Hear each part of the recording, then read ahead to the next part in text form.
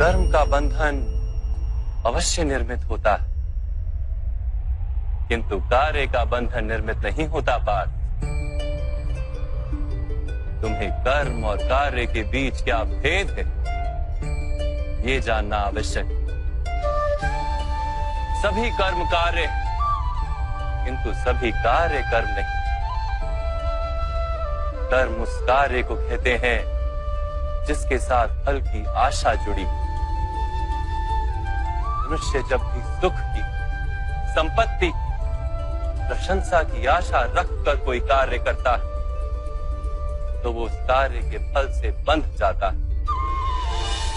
जब किसी कर्म को फल की आशा से किया जाए तो उसे सकाम कर्म योग कहते हैं, और जब किसी कर्म को बिना किसी फल की आशा से किया जाए तो उसे निष्काम कर्म योग कहते हैं। इसी कारण से उसे बार बार जन्म लेना पड़ता है। वास्तव में मनुष्य को कोई कर्म नहीं बांधता, उस कर्म से जुड़ी आशाएं उसे बांधती।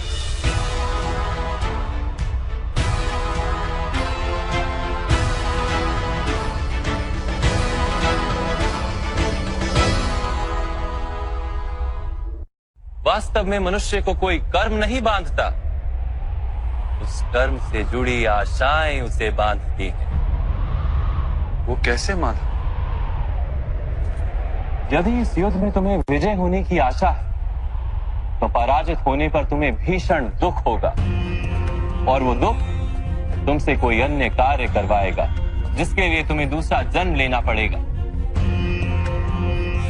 और यदि तुम विजयी हुए तो तुम्हारा अहंकार बढ़ेगा, और वो अहंकार तुम्हें विश्व विजय के लिए प्रेरित करेगा, तुमसे हत्याएं करवाएगा और उसका पाप तुम्हें बांधेगा।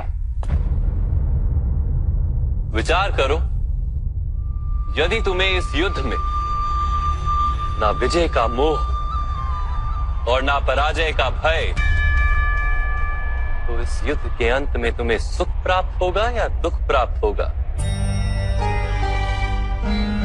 ना सुख माधव, ना ही दुख। अर्थात तुम्हारा सुख, दुख, हताशा, निराशा, अहंकार युद्ध के कारण नहीं है। युद्ध के साथ तुमने जो आशाएं बांधी हुई हैं, उसके कारण है। क्या ये सत्य नहीं है पार्थ?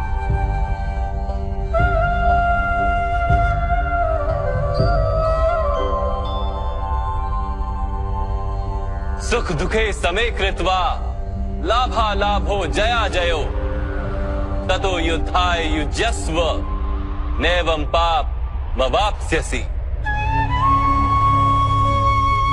अर्थात सुख दुख को समान मानकर लाभ हानि जय पराजय का विचार किए बिना यदि तुम युद्ध करोगे कौन्तेय, तो तुम पाप के भागी नहीं बनोगे। इसी को कर्म योग कहते हैं।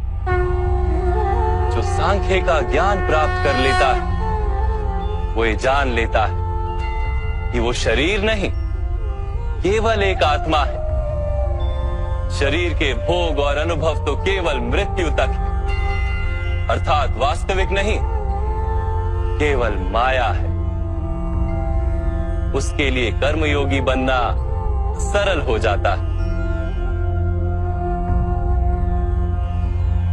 परंतु माधव, यदि कार्य से बंधन निश्चित है तो क्या संसार का त्याग करके संन्यास लेना उचित नहीं? इसी विचार का परिणाम है कि आज ये युद्ध हो रहा है पार्थ।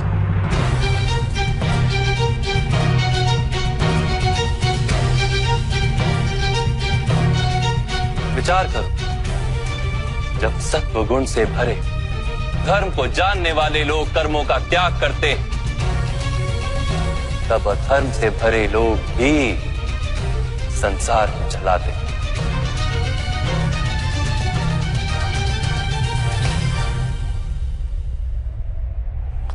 यदि महामहिम ने संसार का त्याग ना किया होता तो आज अधर्म इतना बढ़ता ही नहीं।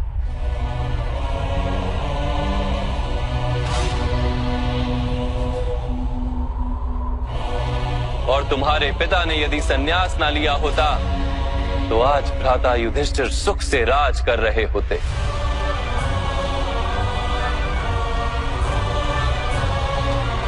और अपनी प्रजा को न्याय और धर्म का ज्ञान दे रहे होते। किंतु दुखदायक बात तो यह है पार्थ कि सत्वगुण से भरे मनुष्य ही संसार को लाभ दे सकते हैं, किंतु वो ही संन्यास का विचार करते हैं। जैसे जल तो भाप बनकर उड़ जाता है और कीचड़ वहीं पड़ा रहता है, वैसे सत्वगुणी सज्जन लोग तो संसार का त्याग कर देते और तमस से भरे अधर्मी लोग संसार में कार्य करते हैं।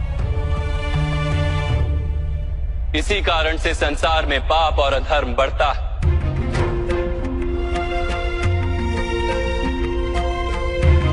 किंतु कर्मयोग इस विचित्र स्थिति से सारे संसार का रक्षण करता है।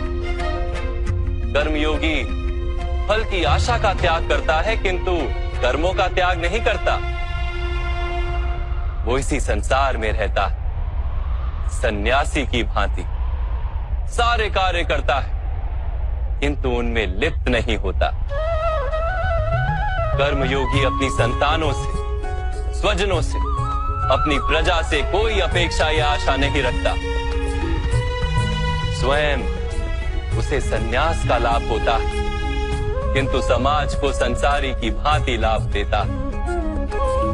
मनुष्य अपनी संतानों के सुख के लिए श्रम करता है माधव। अपनी संतान से सुख की अपेक्षा कैसे न रखे? मनुष्य अपनी संतानों के लिए जो भी करता है वो व्यापार है या प्रेम पार? प्रेम माधव। तो फिर अपने कार्यों के प्रति फल की इच्छा क्यों पार?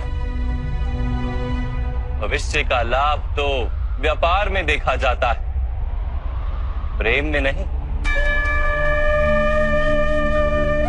जो मनुष्य अपनी संतानों का चरित्र निर्माण उचित रूप से करता है, संतानों को प्रेम और धर्म के संस्कार देता है, उसकी संतानें भी मनुष्य को प्रेम और सुरक्षा अवश्य देती।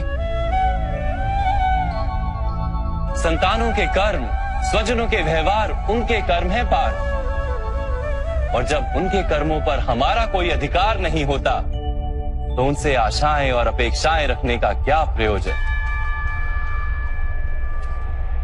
यदि गहन विचार करोगे पार्थ तो शीघ्र ही ये जान लोगे कि जीवन में ऐसा कोई कार्य नहीं है जिसके साथ आशाएं और अपेक्षाएं जोड़ना अनिवार्य हो।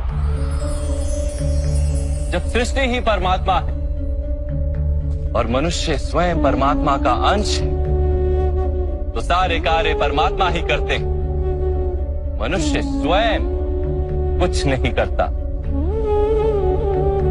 यही कर्मयोग का मूल सिद्धांत है पार्थ।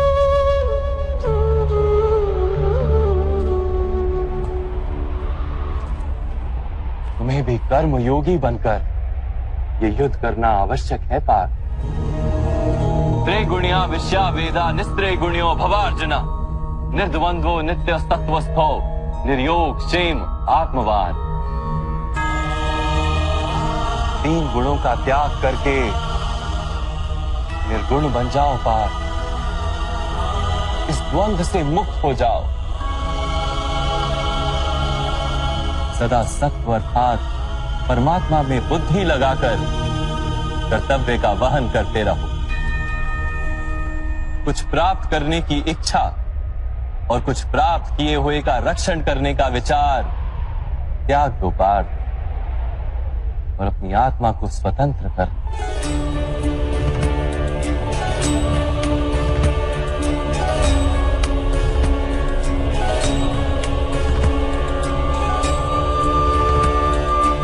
स्मरण रहे पार्थ, कर्मण्यवाधिकारस्ते मा फलेषु कदाचन मा कर्म फल हेतुर्भु मा ते संगोस्त्व कर्मणि। तुम्हारा अधिकार तो केवल कर्म करने का है, फल तो ईश्वर के हाथ में, इसलिए ना कर्म से भागना उचित है और ना ही कर्म के फल की आशा रखना उचित है।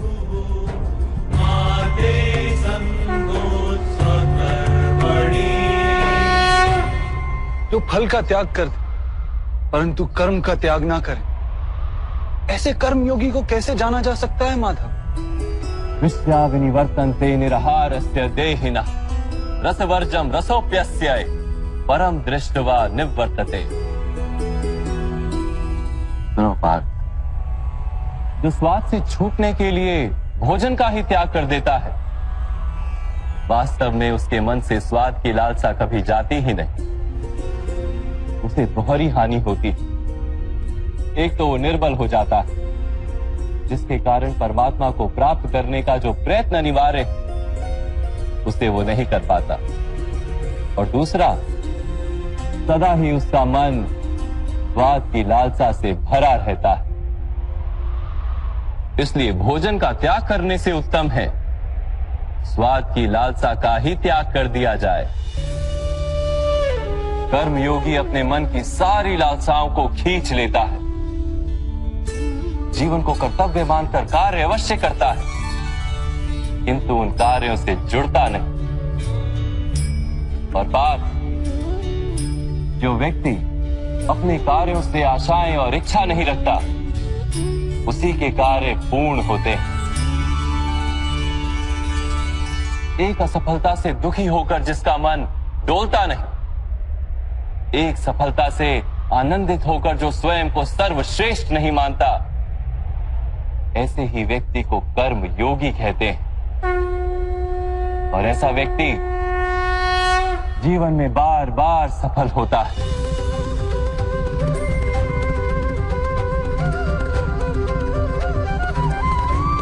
ध्यायतो विषयान पुंसः संगस्तेषु पजायते संगात संजायते कामा कामात् क्रोधो भिजायते क्रोधात् भवति सम्मोहः सम्मोहात् स्मृति विभ्रमः स्मृति भ्रंशात् बुद्धिनाशो बुद्धिनाशात् प्रणश्यति।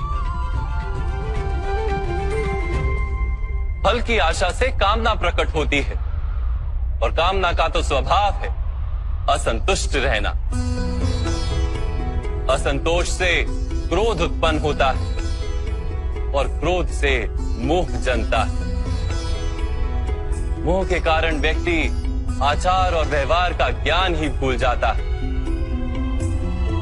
ज्ञान के जाने से बुद्धि चली जाती है, अनुचित प्रकार के कार्य होने लगते हैं, और समाज ऐसे व्यक्ति का शत्रु बन जाता है। और अंत में ऐसे मनुष्य पूर्णतः पतन हो जाता है।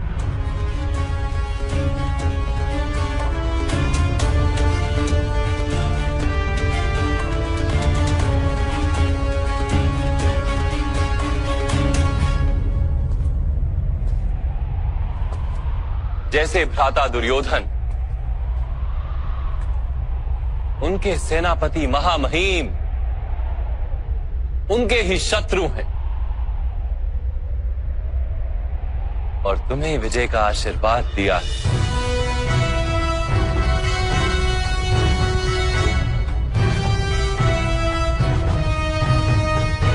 पार्थ, कर्मयोग ब्रह्म विद्या का दूसरा चरण है।